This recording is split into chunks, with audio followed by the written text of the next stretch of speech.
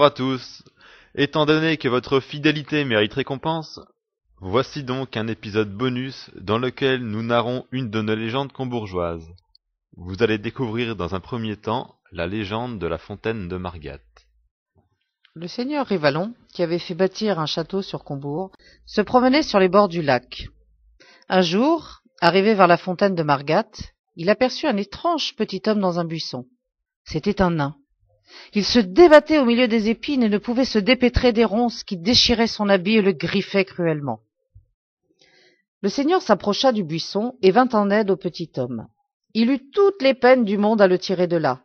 Il y parvint cependant, et le petit homme, après s'être reposé un instant, le remercia. « Mais que faisais-tu dans ce buisson ?»« Il y a une pierre blanche dans ce fourré, une pierre qui peut être bien utile, car il suffit de la placer dans le fond de la fontaine de Margat pour l'empêcher de déborder. C'est elle que je voulais trouver. » Le seigneur jeta un coup d'œil sur la fontaine. Elle coulait doucement, et son eau se répandait tranquillement dans l'étang. Il n'était guère possible qu'elle débordât, et en tout cas, si elle débordait, elle ne ferait que remplir cet étang, dont le niveau était assez bas. Le seigneur se mit à rire. « Ha ha ha ha ha ha !»« Ne ris pas, Seigneur. Tu le regretteras peut-être un jour. » Et il disparut à travers bois. À quelque temps de là, le seigneur, qui était à cheval, passait par un chemin étroit. Tout à coup, il se trouva en présence d'une vieille femme. Il n'y avait pas la place pour passer. Le seigneur s'arrêta. « Femme, laisse-moi passer. »« C'est à toi de me laisser le passage. Je suis vieille et pauvre. Tu es riche, puissant et jeune. C'est à toi de faire le geste. »« Comment ? Le pays m'appartient, j'en suis le maître. Ce n'est donc pas à moi de te laisser passer. »« Je ne bougerai pas d'ici. »« Attends un peu, vieille sorcière. Je saurai bien t'apprendre l'obéissance et le respect. » »« Puisque c'est ainsi, tant pis pour toi.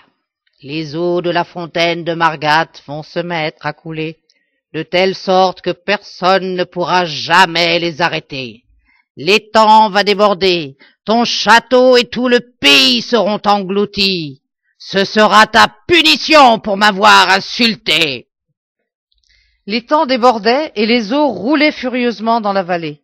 Elles avaient atteint le village et montaient à l'assaut des murailles du château. « Bon sang, qu'arrive-t-il ? Cette vieille femme me punit. Comment puis-je sortir de là ? Je dois retrouver le nain que j'ai sauvé.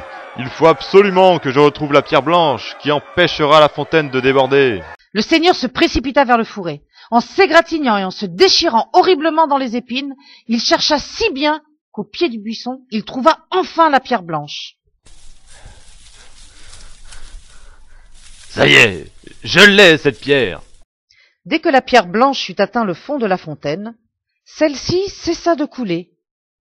Peu à peu, les eaux baissèrent et l'étang reprit son allure normale. « J'espère que le nain dit vrai, et que les eaux vont enfin s'arrêter sur mes terres. » Et sait-on jamais, si quelque imprudent retirait la pierre blanche, il provoquerait sûrement une catastrophe, car la fontaine se mettrait immédiatement à déborder, et tout le pays serait englouti.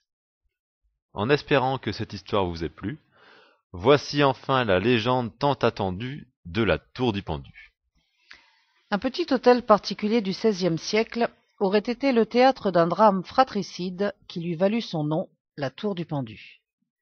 En effet, deux hommes étaient éperdument amoureux d'une très jolie femme et décidèrent de se battre en duel pour elle. L'un y perdit la vie et l'autre un œil. Mais l'homme qui survécut fut pris de remords et décida de se pendre devant la maison de la belle. Courte légende, mais qui valait le coup d'attendre, n'est-ce pas ? Et voilà, c'en est fini pour le reportage à la découverte du patrimoine de Combourg. Il ne me reste plus qu'à vous souhaiter de joyeuses fêtes de fin d'année. Et rendez-vous l'année prochaine. Au revoir.